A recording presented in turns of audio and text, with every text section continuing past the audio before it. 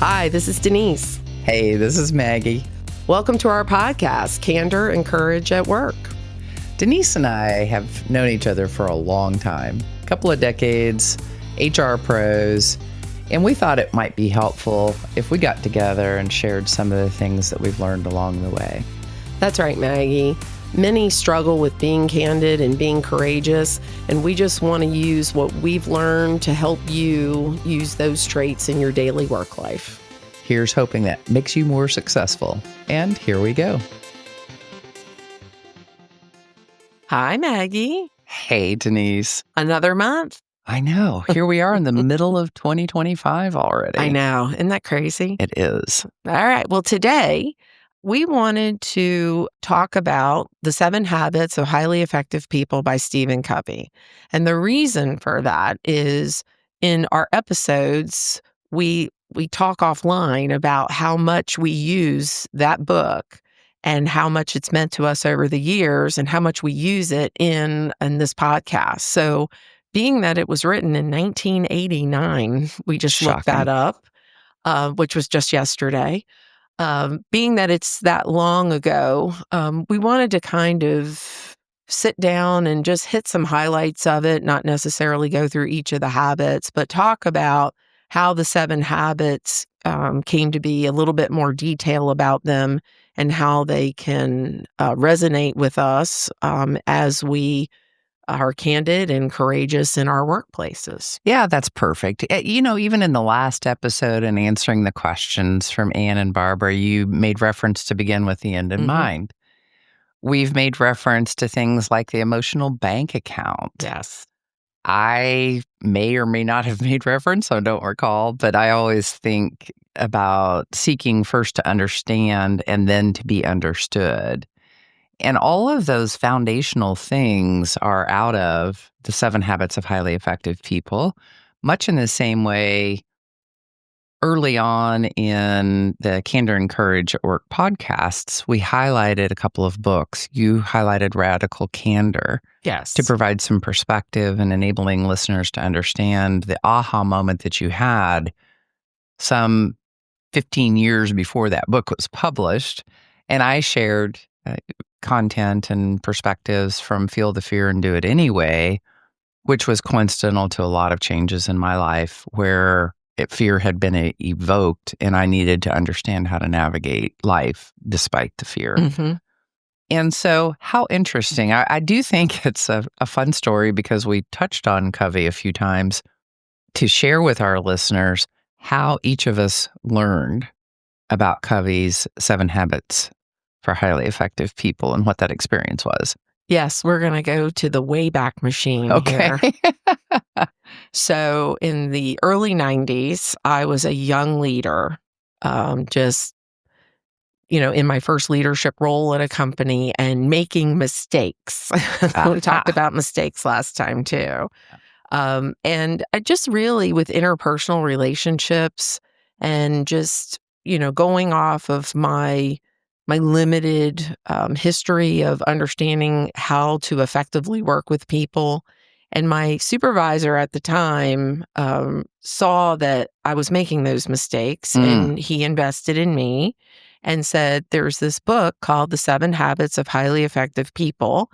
And I actually have it on cassette tapes. Cassette tapes? So for the young folks, we had machines in our cars where we had to pop in a tape and listen to it. So I had a decent commute in the Washington, D.C. area. And so I listened to The 7 Habits of Highly Effective People. And that's how I came to know it. And the lessons that I learned through Stephen Covey helped me understand what I was doing wrong in my work life there as a young leader and start to fix my mistakes and have a better working relationship with the team. That's fabulous. Believe it or not, and I know our listeners don't know this, Denise and I already know this, because we joked about cassette tapes and also joked about the fact that at least they weren't 8-track tapes, and we will not belabor that. Just Google 8-track tapes and laugh at us. Yes.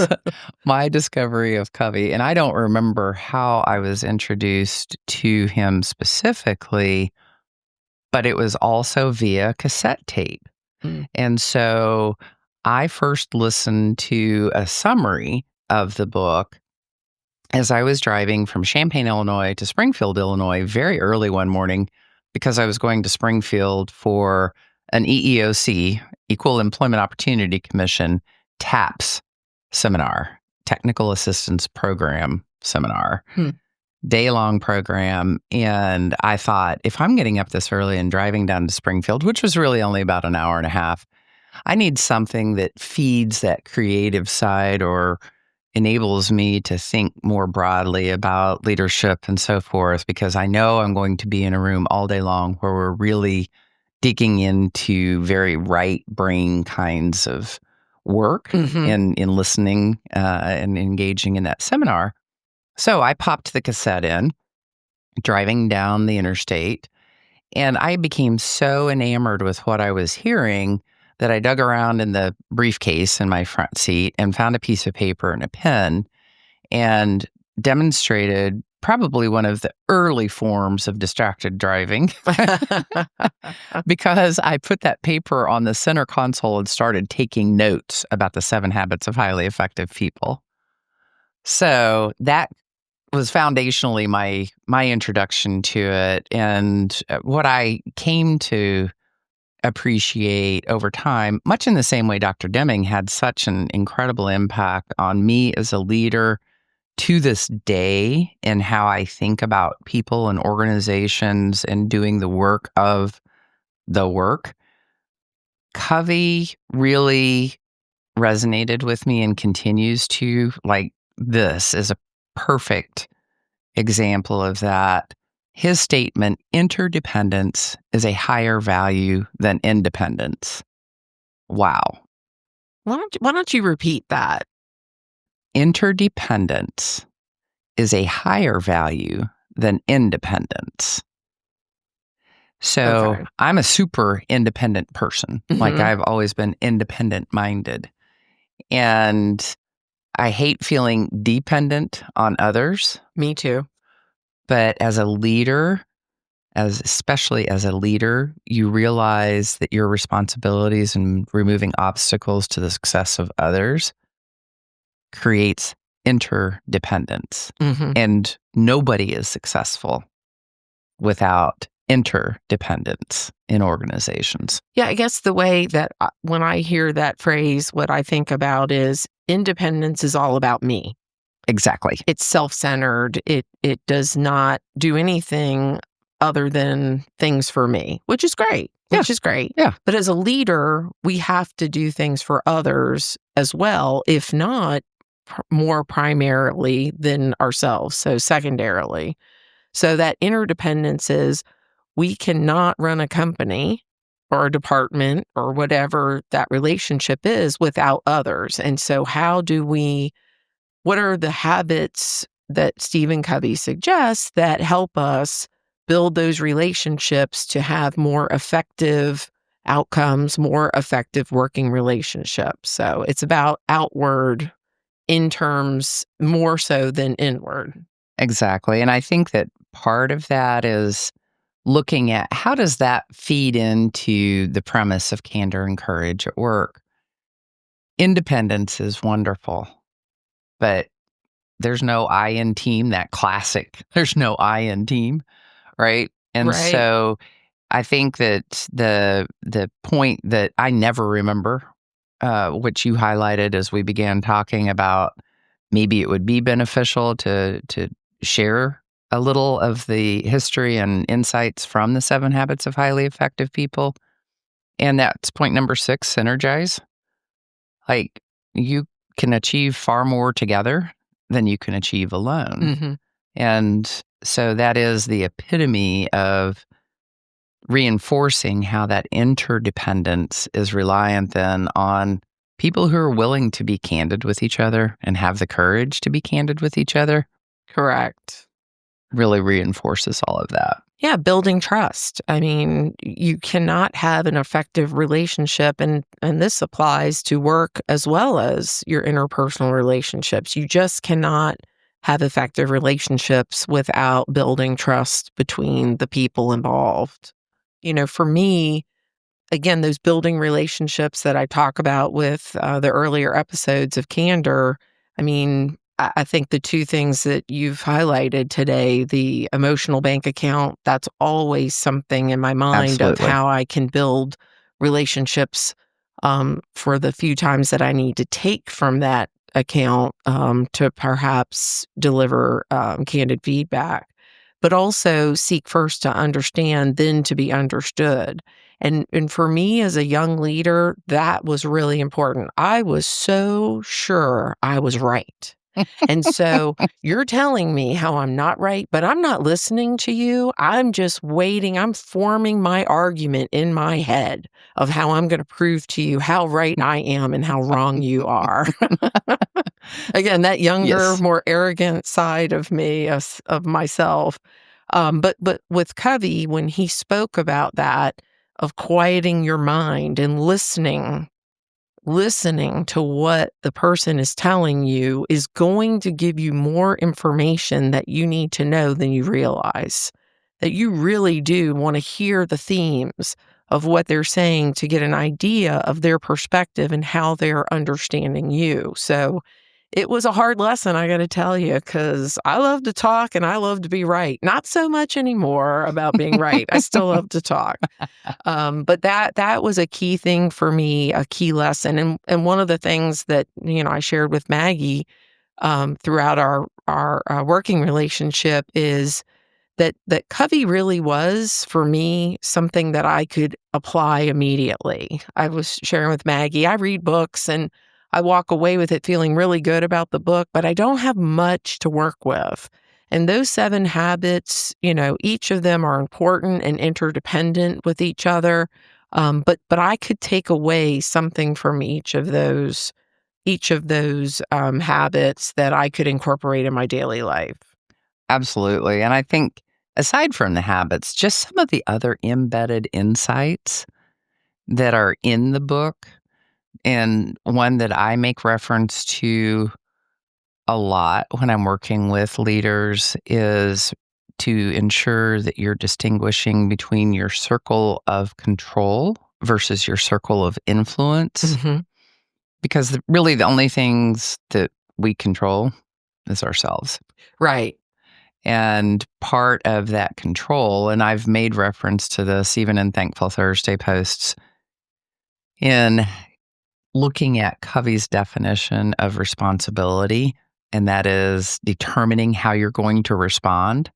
Again, that much younger self always felt like I don't have any control over how I respond. If somebody makes me mad or upsets me or Mhm. whatever, that's the way that it is. And while I never want anyone to deny their own feelings because you're entitled to feel what you feel, pushing pause for just a moment between whatever the issue is that occurs and choosing how you respond is something that I have worked on intentionally since I first became aware of the 7 habits of highly Yeah. effective people. Yeah, I think I agree with you on the circle of concern or circle of control. I mean, if you just give up and say, I have no control over this, then you're never going to find the solution to things. It's out of my control. So why worry about it? And I loved in the book where he again shifted the paradigm because he Mhm. uses paradigm a lot in his work too, which was part of that circle of influence. Brought me into being proactive, which is the first habit right Yep. there, Yep. is you cannot be proactive if you're not willing to own the things that you can control. And so, don't worry about the things you can't control.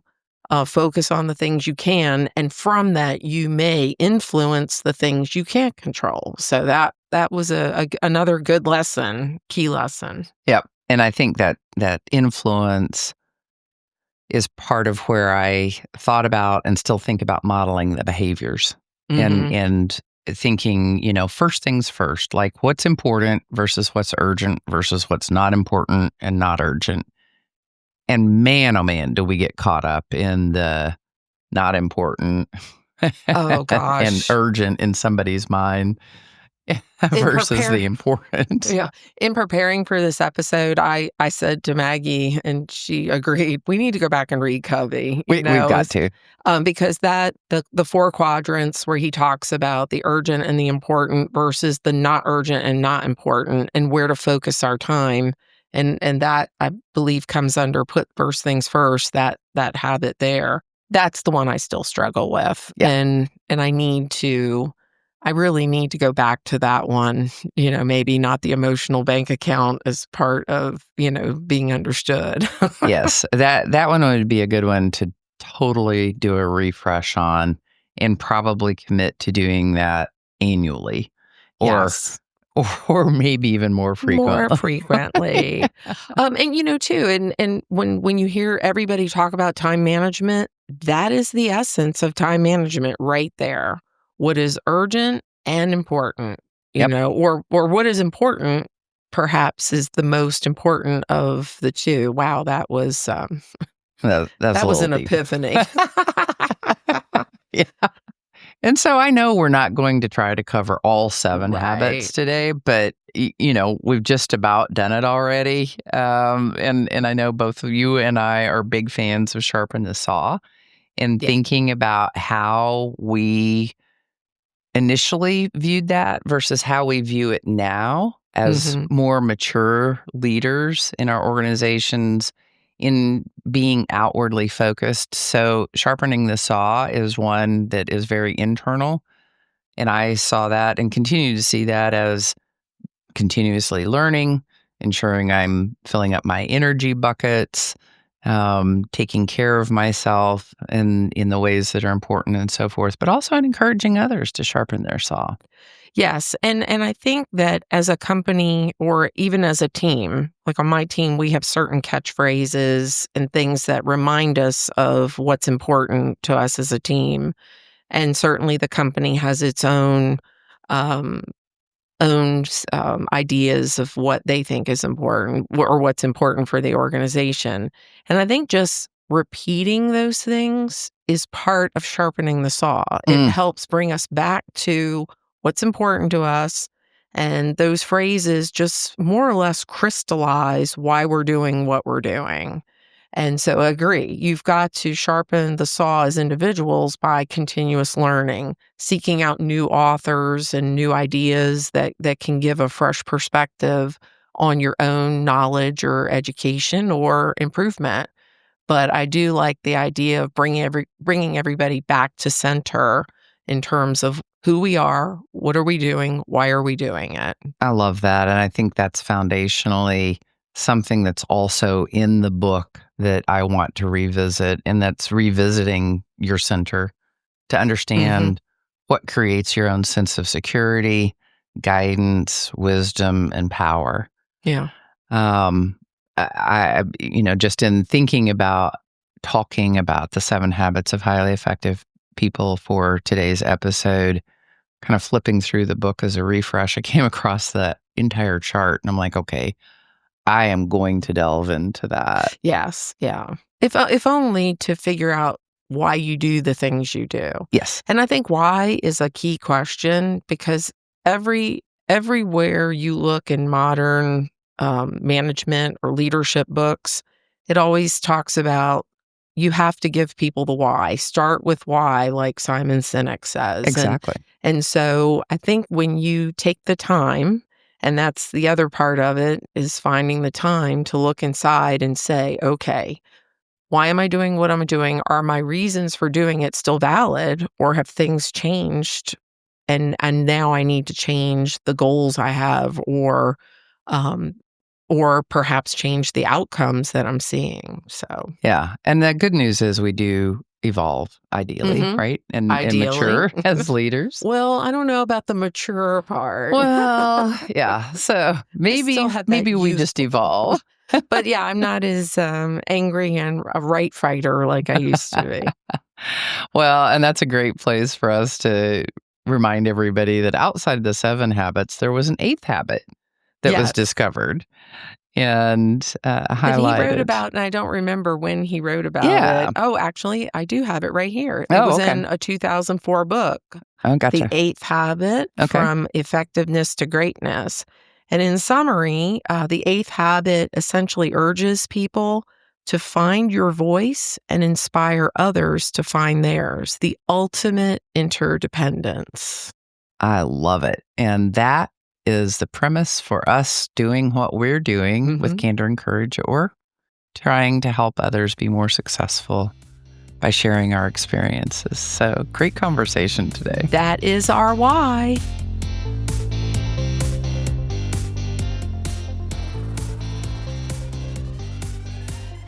Thank you for joining us today for Candor and Courage at Work. We hope you found some inspiration and encouragement in today's episode. For more information or to connect with us, visit our website, candorandcourageatwork.com, and be sure to download future episodes wherever you listen.